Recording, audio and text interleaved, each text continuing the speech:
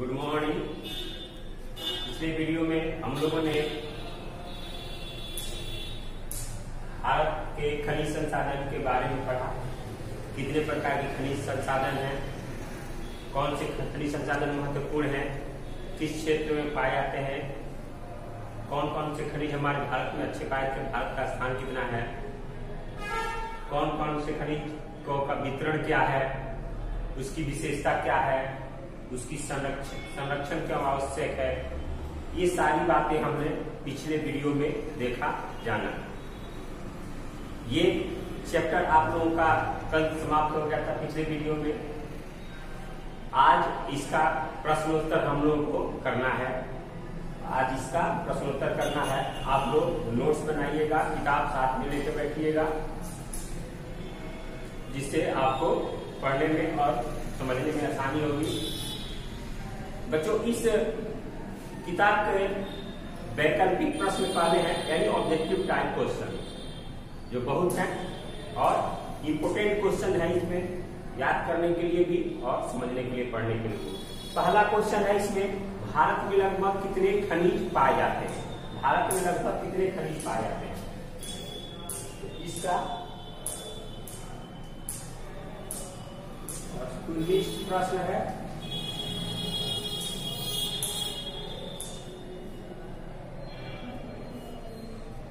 पहला क्वेश्चन है,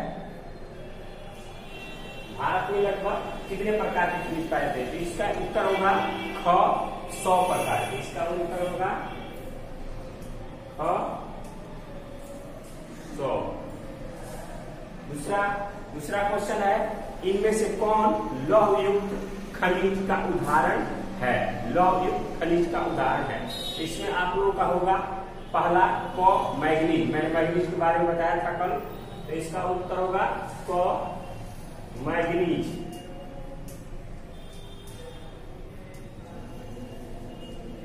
तीसरा प्रश्न है आप लोगों का, निम्नलिखित में कौन अधात्विक खनिज का उदाहरण है? तो इसका उत्तर होगा ग अभ्रक।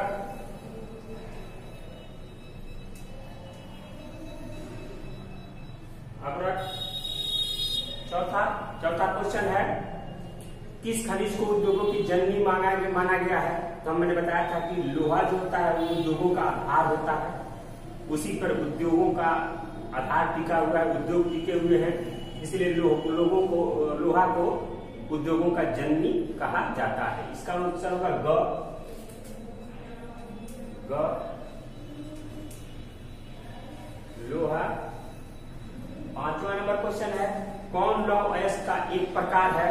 तो इसमें बिटुमिनस, हेमाटाइट और लिग्नाइट। लिग्नाइट और बिटुमिनस एक कोयला का प्रकार है, लेकिन हेमाटाइट जो है वो लौह अयस्क का प्रकार है। इसका आंसर होगा ख हेमाटाइट।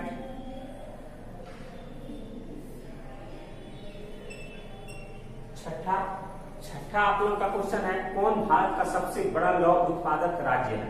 इसका आंसर होगा क कर्नाटक।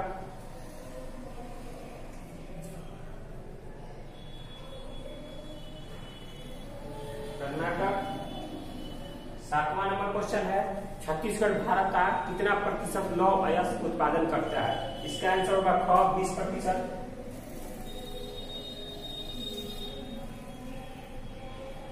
20%। 8 नंबर क्वेश्चन है, मैग्नीज उत्पादन में भारत का विश्व में क्या स्थान है? इसका आंसर होगा तीसरा ग।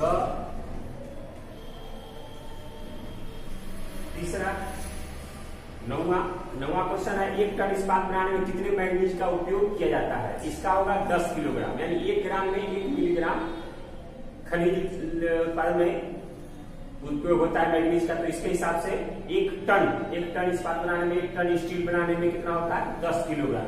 इसका आंसर होगा ख 10 kg। 10 नंबर क्वेश्चन, उड़ीसा किस खनिज का सबसे बड़ा उत्पादक राज्य है?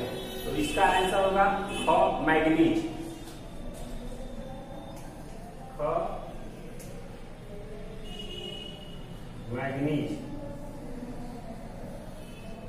11वां क्वेश्चन है, एल्युमिनियम बनाने के लिए किस खनिज की आवश्यकता होती है?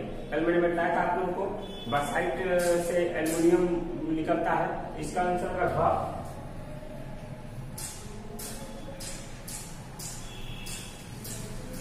बॉक्साइट। 12 नंबर क्वेश्चन है, देश में तांबे का कुल भंडार कितना है? तो इसका आंसर होगा ख 125 करोड़। ख 125 करोड़ टन। 13 नंबर क्वेश्चन है, बिहार झारखंड में देश का कितना प्रतिशत अभ्रक का उत्पादन होता है? तो इसका आंसर होगा ग 80%। ग 80%। 14 नंबर क्वेश्चन है, सीमेंट उद्योग का सबसे प्रमुख कच्चा माल क्या है? तो इसके जानते हैं चूना पत्थर। इसका आंसर हो जाएगा क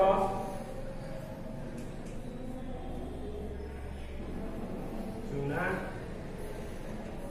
पत्थर। चूना पत्थर। तो इसका आंसर आप लोगों को समझ में आ गया। ये आप लोगों का ऑब्जेक्टिव का एक क्वेश्चन है टोटल। इसके बाद आप लोगों का लघु उत्तरीय क्वेश्चन है। तो लघु उत्तरीय क्वेश्चन में पहला क्वेश्चन है, खनिज क्या है? मैंने आप लोगों को बताया था खनिज क्या है।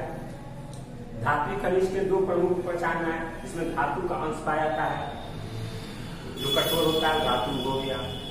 खनिजों की विशेषताओं का उल्लेख करें। खनिजों की विशेषताओं को मैंने बताया कि खनिज की विशेषता क्या है। खनिज जिस देश में जितने खनिज पाए जाते हैं वो देश उतना ही विकसित होता है।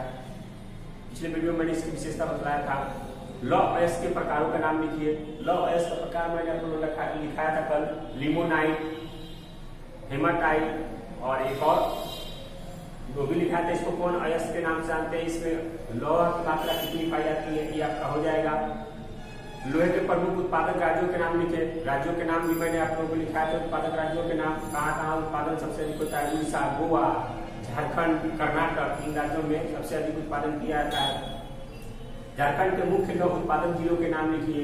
झारखंड में मुख्य लौह उत्पादक जिलों के नाम सिंहभूम, छोटा नागपुर का पठार। ये है, आप किताब का सहारा ले सकते हैं, उसमें देख सकते हैं, लिख सकते हैं। उसका मैग्नीज के उपयोग पर प्रकाश डालिए। तो मैग्नीज का उपयोग मैंने कल बताया था। मैग्नीज का उपयोग किस किस में किया? चमड़ा, माचिस उद्योग और भी इलेक्ट्रॉनिक उपकरण उद्योग, इन सबों में मैग्नीज का उपयोग किया जाता है।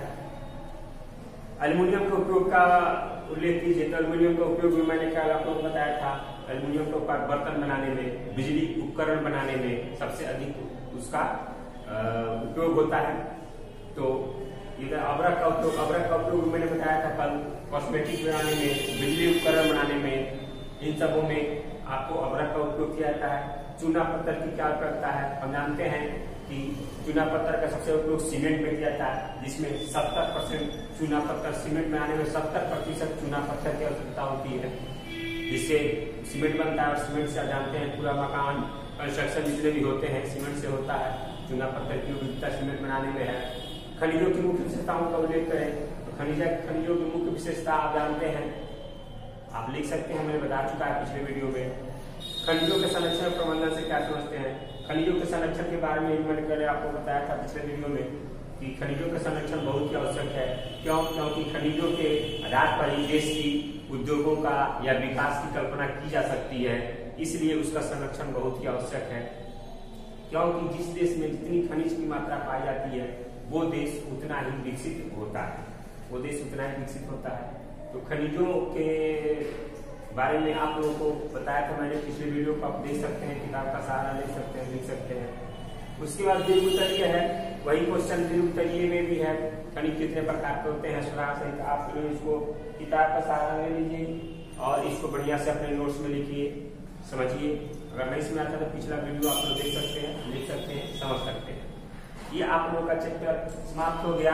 इसमें आप लोग बढ़िया से इसको पढ़िए, क्योंकि ये चैप्टर बहुत ही इम्पोर्टेंट है और बहुत परीक्षा की दृष्टि से आप लोगों को बहुत ही इम्पोर्टेंट क्वेश्चन है ये, जो आप लोगों को याद करने चाहिए। और समझ किताब का सहारा लेके किताब पढ़िए, आप लोगों को समझ में आएगा। अगला चैप्टर है आप लोगों का अंग शक्ति संसाधन, यानी ऊर्जा, शक्ति संसाधन, शक्ति संसाधन, शक्ति संसाधन, शक्ति यानी ऊर्जा, ऊर्जा, ऊर्जा, शक्ति यानी ऊर्जा। जैसे हमें जो बिजली है उसको हम शक्ति बोलते हैं, बिजली जो है विद्युत, उसको हम शक्ति बोलते हैं। हमारा सौर ऊर्जा है उसको हम शक्ति बोलते हैं, जो पवन ऊर्जा है उसको हम शक्ति बोलते हैं, जो जल विद्युत है उसको हम शक्ति बोलते हैं। आप लोग देखिए, शक्ति के विकास में जब से पेट्रोलियम आया तो उद्योग में बहुत तेजी आई, उद्योगों में बहुत तेजी आई, शक्ति का निर्माण हुआ, बिजली का निर्माण हुआ और उद्योग धीरे धीरे धीरे धीरे विद्युत पर केंद्रित होते चले जा रहे हैं, विद्युत पर केंद्रित होते चले गए। पहले सबसे ज्यादा कोयला से बिजली का उत्पादन किया जाता है आज भी हमारे देश में। उसके बाद आप लोग धीरे धीरे जल विद्युत आया, जल से विद्युत का उत्पादन होने लगा। उस विद्युत से उसके बाद जगह जगह राजस्थान आदि क्षेत्रों में आप देखिए पवन ऊर्जा और सौर ऊर्जा की काफी संभावनाएं हैं, तो वहां पे उस तरह की ऊर्जा का विकास किया जा रहा है। आप देख रहे हो कि जगह जगह हमारे यहाँ भी छत पर सोलर पैनल या सौर ऊर्जा प्लेट लगाया जाता है, जिससे उस ऊर्जा का उपयोग हम घर के सभी कामों में करते हैं। ये शक्ति संसाधन, शक्ति संसाधन का विकास 18वीं सदी में औद्योगिक क्रांति के साथ शुरू हुआ। शक्ति संसाधन का विकास 18वीं शताब्दी में, 18वीं सदी में आपको औद्योगिक क्रांति के विकास के साथ प्रारंभ हुआ। जैसे जैसे शक्ति संसाधन में हम आत्मनिर्भर होते गए, हमारा विकास का जो प्रक्रिया है वो तेज होती चली गई, हमारा विकास तेजी से होता चला गया। आज देखिए, आज हमारी जो ट्रेनें हैं वो लगभग बहुत सारी ट्रेनें बिजली पर चलती हैं, पहले डीजल पर चलती थी, जिसमें डीजल बहुत ज्यादा पेट्रोलियम खर्च होता था। आज बिजली से उत्पादन करके ट्रेन चल रही है, आज घर घर में हम लोग को बिजली मिल रही है। उस बिजली से हम तरह तरह के इलेक्ट्रॉनिक्स पार्ट्स वगैरह का तैयार कर रहे हैं, उसका लाभ उठा रहे हैं, उसका उपयोग कर रहे हैं, उसको हम चला रहे हैं, जो हमारे लिए बहुत ही उपयोगी है। तो इस स्थिति में शक्ति संसाधन हमारे लिए बहुत ही महत्वपूर्ण। शक्ति संसाधन क्या है? शक्ति संसाधन का प्रकार, उसके स्रोत, पारंपरिक स्रोत, गैर पारंपरिक स्रोत, इसका उपयोग, इसका वितरण कौन सा संसाधन है, कहाँ पे उसका संभावना है। उसके बाद आपको इसका संरक्षण, इसका वैकल्पिक साधन, ये सारा चीज हम लोग पढ़ेंगे अगले वीडियो में। लेकिन इस वीडियो में आपका प्रश्न उत्तर है, आप लोग उसको बढ़िया से उस प्रश्न उत्तर को आप लोग लिखिए, समझिए, नोट्स बनाइए। नोट्स बढ़िया साफ सुथरा होना चाहिए, अलग अलग हर सब्जेक्ट का नोट्स बनाइएगा और उस नोट्स में अभी तक जो भी खनिज संसाधन तक है उसको बढ़िया से आप लोग लिखिए नोट्स में और उसको देखिए। अगले वीडियो में आप शक्ति संसाधन के बारे में पढ़ के आइएगा, पूरा बढ़िया से उसको ध्यान से पढ़िएगा। उसके बाद हमको पढ़ाने में भी आसानी होगी, आपको समझने में आसानी होगी। किताब जब भी पढ़ने बैठिएगा, किताब लेके बैठिए, क्योंकि आपको जो नहीं समझ में आए किताब देख सकते हैं और उसका लाभ उठाइए। ठीक है, अगले वीडियो में आप लोग को हम शक्ति संसाधन के बारे में बताएंगे, पूरा पढ़ाएंगे। आप लोग इस चैप्टर को पढ़ के आइएगा, समझ के आइएगा घर से। धन्यवाद।